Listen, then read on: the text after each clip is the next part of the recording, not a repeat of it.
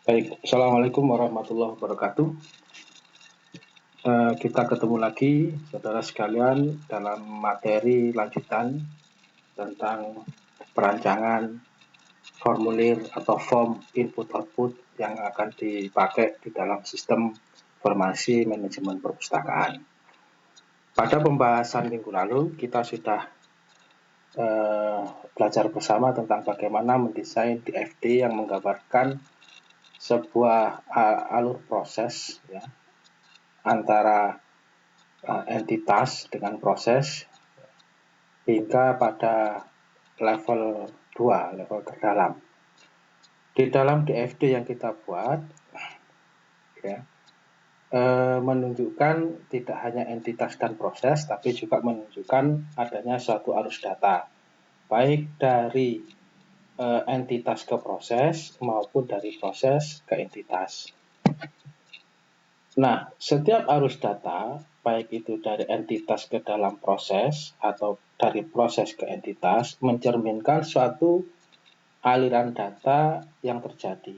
Nah, aliran data inilah yang pada implementasinya berupa sebuah formulir, entah itu formulir input ataupun formulir output. Pada penjelasan kali ini, saya akan menjelaskan rancangan-rancangan formulir input-output yang ada di dalam sistem informasi manajemen perpustakaan yang kita rancang.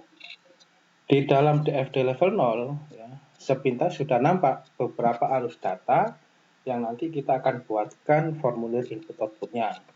Contoh misalkan entitas petugas perpustakaan, ya, melakukan pengelolaan data anggota, ya, ke dalam sebuah sistem informasi manajemen perpustakaan. Begitu juga mengelola data pustaka, mengelola data transaksi peminjaman dan pengembalian, melakukan login, dan melakukan pencarian data pustaka. Nah, arus-arus ini itu nanti diimplementasikan dalam formulir, ya. Jadi ada beberapa formulir yang akan kita buat. Pada kali ini saya sudah menyiapkan beberapa formulir, ya, desain formulir input-output sistem informasi manajemen perpustakaan yang harus Anda buat.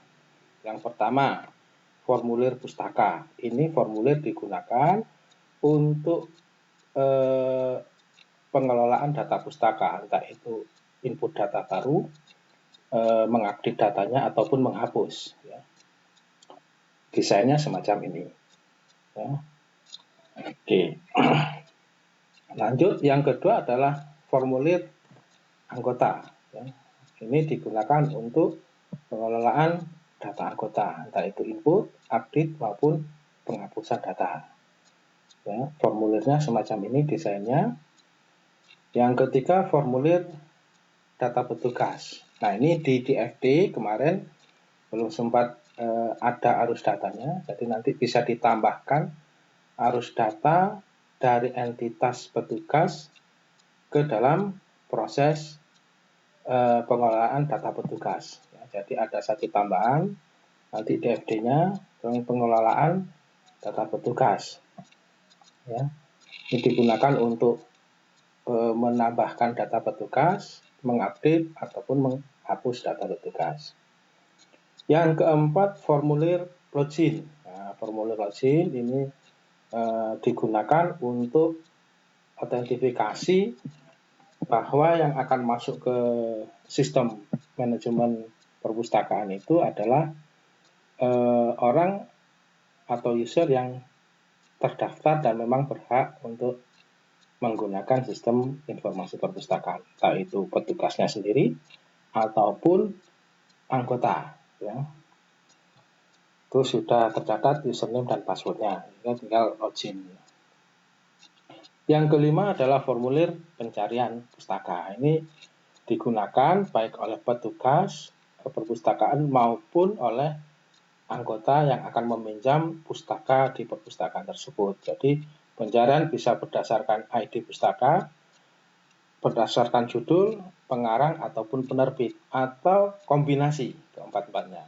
Nah, diisi, ya, kemudian klik cari, nah, itu untuk menampilkan nanti data yang sesuai dengan syarat pencarian. Berikutnya yang keenam adalah formulir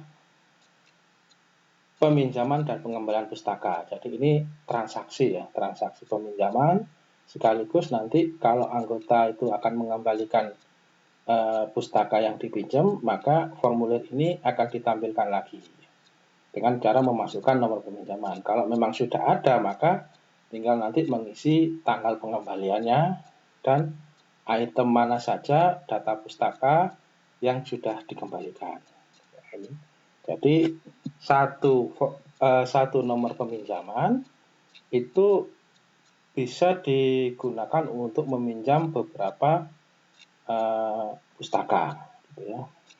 Pustaka sendiri ini bisa jenisnya buku, CD atau DVD, jurnal atau proceeding, majalah, atau jenis yang lainnya, gitu ya. Dipinjam oleh seorang anggota, ya, dicatat oleh seorang petugas, kemudian yang dipinjam adalah beberapa pustaka sekaligus, bisa satu, bisa beberapa. Nah, nanti pengembaliannya bisa satu persatu atau sekaligus sebanyak pustaka yang dipinjam di satu nomor peminjaman. Selama anggota itu belum mengembalikan semua data pustaka, bahan pustaka yang dipinjamnya, maka si anggota statusnya masih punya tanggungan, sehingga tidak boleh melakukan peminjaman lagi. Yang ketujuh adalah desain formulir laporan data pustaka. Ini sifatnya output saja, tinggal kita memasukkan syarat data yang akan ditampilkan. Ya, ini syaratnya di atas, misalkan menampilkan data pustaka dari jenis buku saja, misalkan. Nah, kita pilih, nanti ada pilihannya, ya, drop down, ya, kemudian tampilkan, ya. Atau yang lainnya, atau berdasarkan kondisi pustaka yang baik, rusak, ataupun yang hilang, dan seterusnya. Nah, ini adalah item-item persyaratan filtering data yang akan ditampilkan. Jadi nanti kalau memenuhi syarat yang ditampilkan ID pustaka, judul, pengarang, penerbit, tahun, jenis, kondisi, dan status. Berikutnya adalah formulir laporan data anggota. Ya. Jadi ini untuk menampilkan data anggota berdasarkan syarat data yang akan ditampilkan atau syarat filteringnya. Bisa berdasarkan status, jenis kelamin, nama, atau berdasarkan alamat, atau kombinasi keempat-empatnya. Berikutnya yang ke-9 adalah formulir laporan data petugas, hampir sama dengan laporan data anggota tadi ya. Tinggal dimasukkan syarat data yang akan ditampilkan atau syarat filteringnya dan ditekan tombol tampil. Yang terakhir, yang ke-10 adalah formulir laporan peminjaman dan pengembalian. Ya, ini juga sama, ya. Syarat data yang akan ditampilkan, ya, status peminjaman, apakah yang terpinjam saja atau yang sudah kembali saja atau semuanya, baik yang masih terpinjam atau yang sudah kembali. Atau berdasarkan jenis pustakanya, apakah hanya buku saja, majalah saja, atau proceeding saja, atau berdasarkan judul. Nah, misalkan semua buku yang mengandung judulnya yang mengandung kata MySQL, ya, tampilkan, misalkan begitu. Atau pengarangnya siapa, atau berdasarkan penerbit, atau berdasarkan tanggal transaksi peminjaman, dari tanggal berapa sampai tanggal berapa, dan tampilkan. Nah, kira-kira itu formulir-formulir yang dibutuhkan untuk kita desain dalam rangka melengkapi DFD yang kita buat. Nah, pada kali ini saya akan menjelaskan atau mendemokan bagaimana mendesain ke-10 formulir ini menggunakan software Microsoft InfoPad Sekali lagi, Microsoft InfoPad, baik yang di Microsoft 2007, 2013 ataupun yang versi berikutnya. Pada kali ini saya akan menjelaskan desain ya dua formulir saja, yaitu bagaimana mendesain formulir data pustaka. Yang kedua nanti mendesain formulir transaksi peminjaman dan pengembalian. Ya, untuk yang lainnya hampir sama caranya. Baik, saya akan menggunakan Microsoft InfoPad dari Microsoft Office 2013. Saya siapkan. Anda tinggal buka saja ya, software Microsoft InfoPad-nya. Kemudian New, itu aja. Pilih blank form. Ya. Kemudian desain form. Ya. Oke, baik, di sini langsung aja klik gitu ya, masukkan misalkan nama perpustakaannya, perpustakaan ya.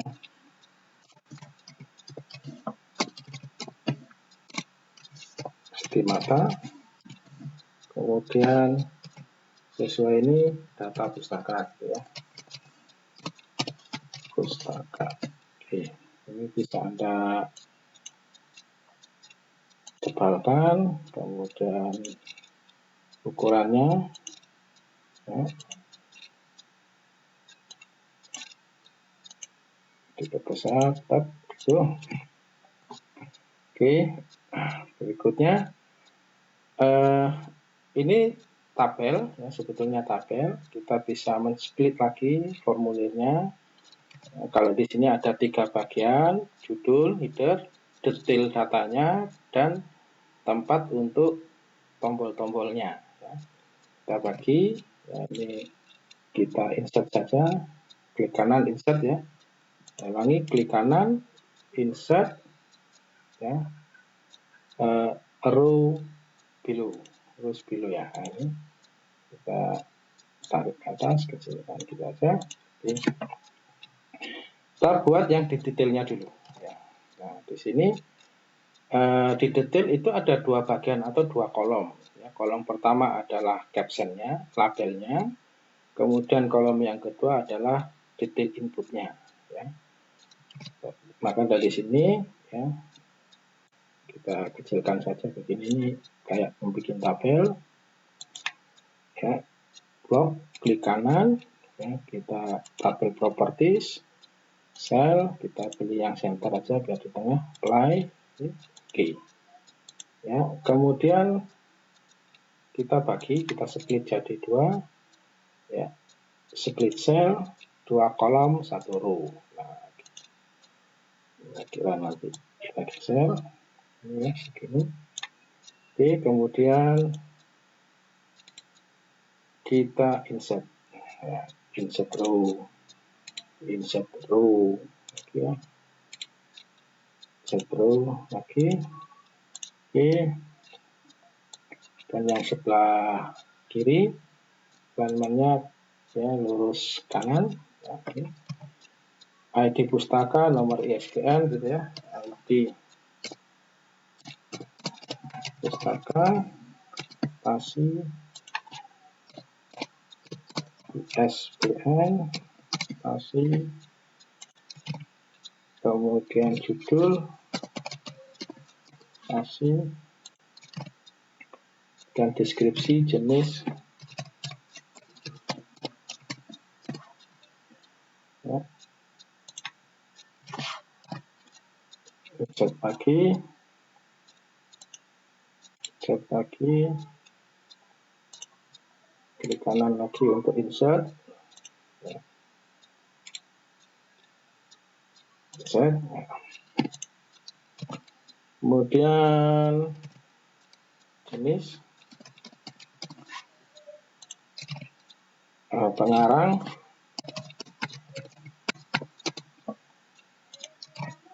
penerbit, yaitu tahun terbit,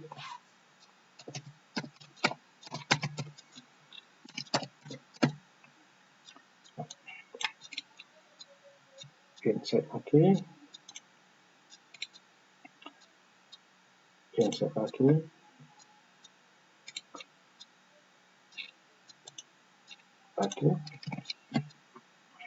kondisi,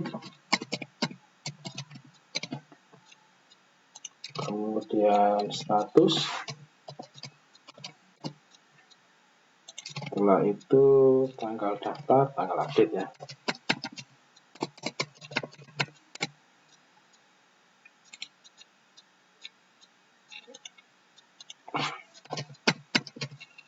Tanggal update. Oke. Untuk ID pustaka, inputannya ini pakai teks. Kalau ini pakai rich tag ya. Kalau ini drop down, nah ini pakai istilahnya option button. Nah, kalau ini pakai di time. Oke, caranya cukup mudah. Ya, ini untuk ID pustaka, letakkan kursornya di sini, ya, klik sini, ya, itu. Kemudian ISBN juga sama, untuk judul juga sama, untuk deskripsi. Nah, ini kalau di sini kan desainnya agak lebar karena kemungkinan nanti teksnya panjang, ya, kita pakai text tag box. Nah, itu menyesuaikan. Kemudian untuk jenis, ya, jenis itu pilihannya nanti buku, CD atau DVD, jurnal atau proceeding, majalah, dan lain-lain. Ini pakai di sini pakai drop down list namanya. Ya, ini gitu ya. Oke, kita insert aja dulu. Kemudian pengarang pakai teks biasa, teks, penerbit teks, tahun terbit juga teks, ya. Kondisi di sini pakai pilihan semacam ini, ya, pakai option button. Nah, ada 3 pilihannya, ya, kita klik dan nanti akan ditanya. Ya, isikan kalau 3 ya 3, ya, 3. Pilihannya itu bagus, rusak, langsung ketik itu, rusak, hilang. Ya. Dan status pakai sama, statusnya itu tersedia terpinjam. Hanya ada 2, pilih 2, dan tersedia dan terpinjam. Tanggal daftar pakai date picker, ya. Kalau mau ada jamnya juga pakai date time, saya pakai date aja. Kemudian tanggal update juga date. Nah, sampai di sini udah lumayan. Kita tinggal ini untuk buttonnya atau untuk tombolnya. Klik kanan, properties dulu, pastikan di center ya. Oke, ya. Untuk tombolnya pakai komponen button, ya. 3 kali. Nah, ya. Oke.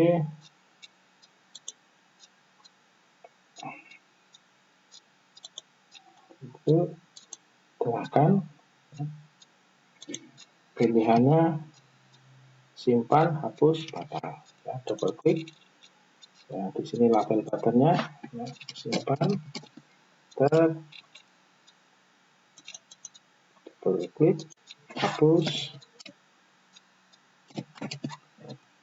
ini sama batal misalkan. Nah, itu batal update, batal menambah ataupun batal menghapus ya. Oke, kayak di sini sudah lumayan. Kemudian kita tinggal memasukkan yang ini ya, jenisnya. Nah, ini masih select kan ya. Kita ketahui di sini jenisnya buku, CD, atau DVD, jurnal, proceeding, majalah, dan lain-lain. Ya, ini double klik ya. Klik saja kemudian edit choice. Nah, edit choice ini. Ya, kita masukkan field name-nya, ya, field name-nya jenis. Ya.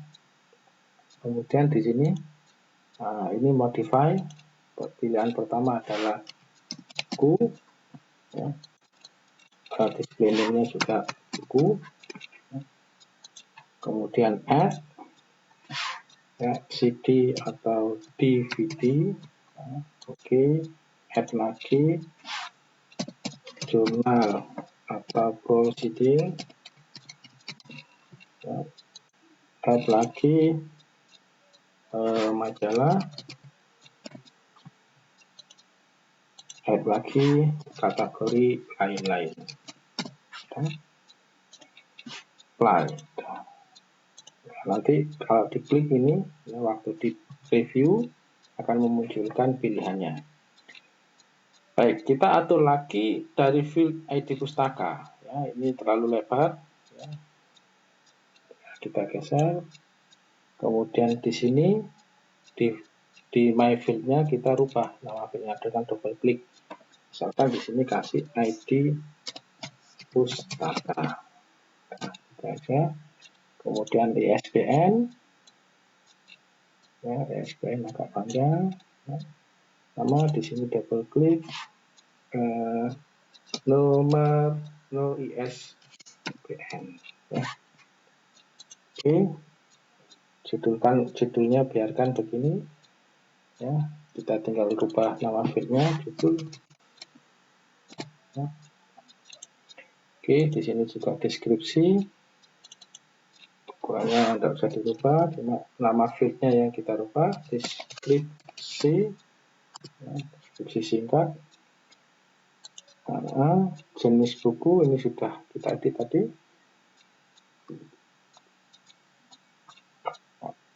Kita tinggal ini pengarang. Ukurannya tidak usah dirubah, tapi nama fieldnya kita rubah. Pengarang. Kemudian penerbit sama. Kemudian tahun terbit. Nah, tahun terbit ini tahunnya saja. Saya kira begini, double klik ya. Tahun terbit. Ini nama fieldnya.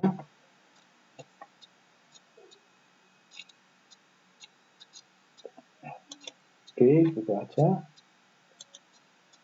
Nah, kemudian ya, ini kondisi. Ya, di sini nama fieldnya kondisi. Kemudian status. Oke. Tanggal daftar. Ya.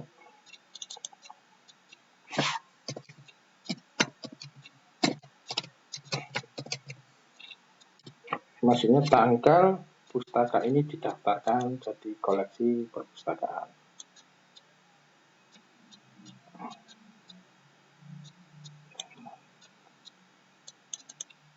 Ini tanggal update.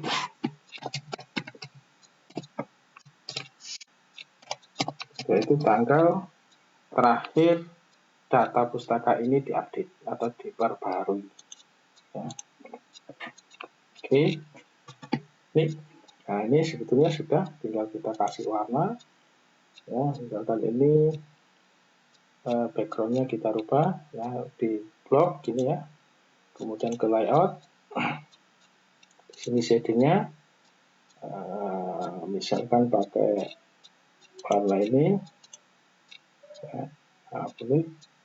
Kemudian sama di sini juga. Gitu ya.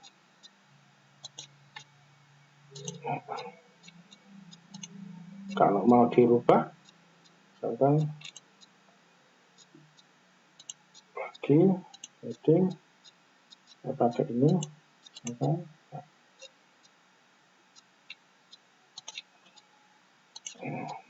Nah, sampai di sini desain form untuk data pustaka sudah selesai. Ya, sudah sama dengan ini ya. Nah, tinggal kita coba preview.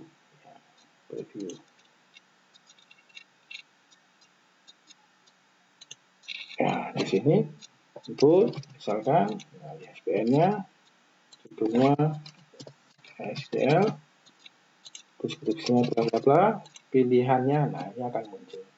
Apakah ini buku, DVD atau jurnal atau yang lainnya. Nah, pengarangnya dan tahunnya misalkan 2010 ya. Kondisi bagus, tersedia, tanggal daftarnya tanggal sekarang, aktifnya juga sekarang, simpan. Nah, itu ya. Nah, sampai di sini untuk desain formulir data pustaka selesai. Kita close ya. Kita akan membuat formulir yang kedua, yaitu formulir transaksi peminjaman dan pengembalian pustaka. Di formulir ini ada 4 bagian. Ya. Yang pertama adalah header, yang kedua adalah detail informasi headernya, ya, detail transaksinya. Kalau ini kan judul formnya. Kemudian yang ketiga adalah detail transaksinya, ya, pustaka apa saja yang dipinjam. Kemudian bagian yang keempat adalah bagian tombol. Ya.